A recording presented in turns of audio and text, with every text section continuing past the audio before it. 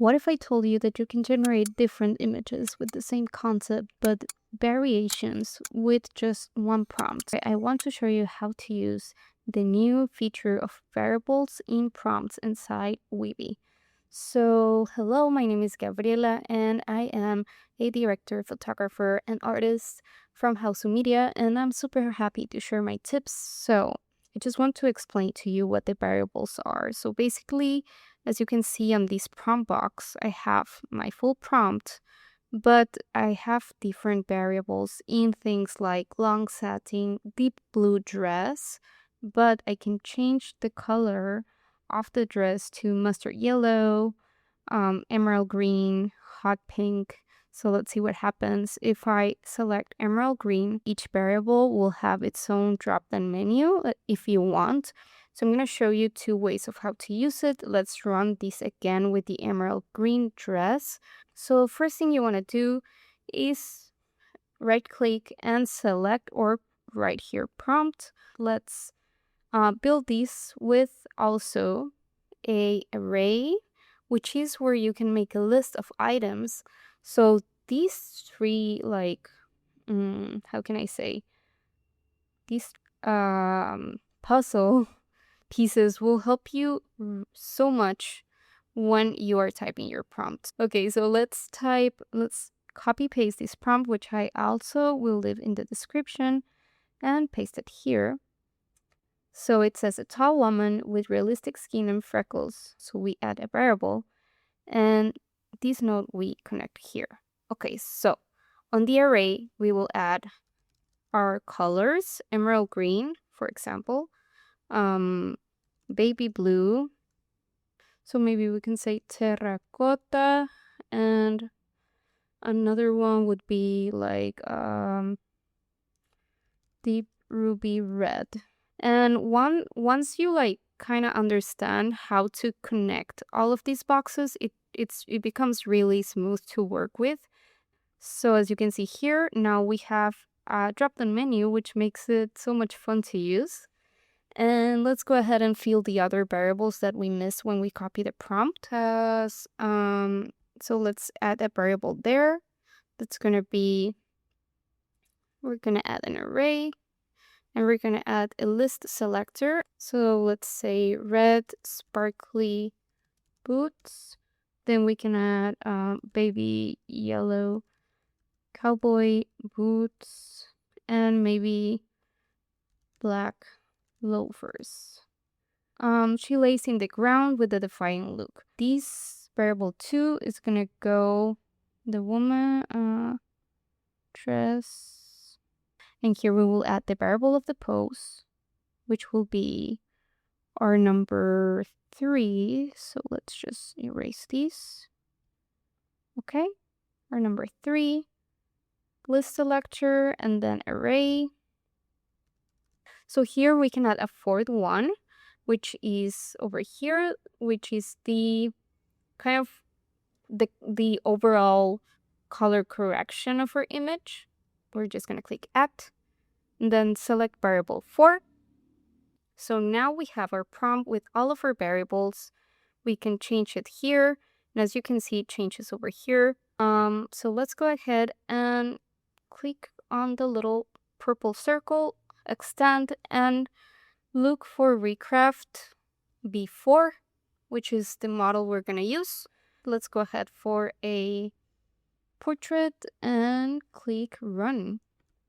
If you are working in a project, you're looking for a creative direction and want to test out different options, as well as just making different possibilities for one image that you're working on. So instead of just making a lot of prompts, you can just go ahead with one big prompt and change the variables. It takes a little bit of time to set up, but honestly, it's worth it because then you can just change the drop-down menus and makes it so much smoother. Wow, okay. So we have the baby blue dress, we have the yellow cowboy boots. Let's go ahead and change the pose. I'm not so sure of the editorial pose, it's too vague. So let's go ahead with a standing profile. But yeah, I mean, we have all the colors we asked for. So Let me know on the comments what you're working on, and if you're liking this tutorial, please consider subscribing. And yeah, I'm so happy to have you here. And while that's going on, this is one of my favorite generations from my first test. This movement is kind of funky, but I kind of like it. I like this set too. So this one's my favorite, and this one. Well, let me know in the comments which one is your favorite. Maybe the second of the video or something like that. I mean, this is a cool pose and everything, but just the color of the dress, it's too pink for me. Too hot pink. This one is, yeah, a lot of what I would do in a real photo shoot is contained in this image. So definitely as photographers, you can also use these to visualize and create your own mood board with your own images to present to your clients or to your team or just for yourself. So let's go ahead and see what we have over here. Yay, this is way better. I love the vibes. I really love them. So as you can see, she is looking to the side as we asked for with the pose. We can change it to hand on hip. And we can change also just one more touch of the soft pink dress with red sparkly boots. Let's go ahead and see what happens. Yeah, let me know in the comments if you like this video, if you have any more doubts about Weavy. I'm also super happy to share my workflows and whatever is new on the platform. As you know, they are always like looking for the latest models to incorporate, and yeah, it's just such a fun tool and a fun workspace to have. Oh wow. I mean, I like these. I would definitely, yeah, this is a vibe. I mean, this is a vibe, most definitely. I love the burgundy red filter. I mean, I want to try something now before finishing the tutorial. So, I mean, let's just change the burgundy red for emerald green just to see what happens. Oh, green.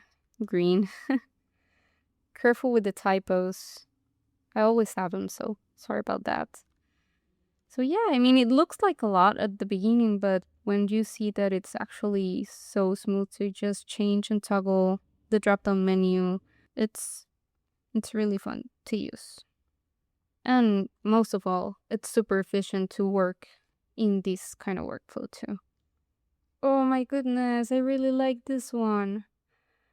Now I want to go and shoot these photographs. Like, I have a photographer background, like I'm still a photographer, a filmmaker, and I found these tools so helpful in my day-to-day creative mood board experiences or just like exploring and creating new stories. So for me, it's just an extension of my work, of my tool set, and yeah, I'm so happy to share this with you. So I hope you like this video, and I'm gonna animate some of these images so you can see them in motion. And yeah, thank you so much for being here. If you like the video, please consider subscribing, giving a like. I'm gonna also leave all my favorite tools in the description box, and some of them are affiliate links, but you help this channel so much, it's the same price for you.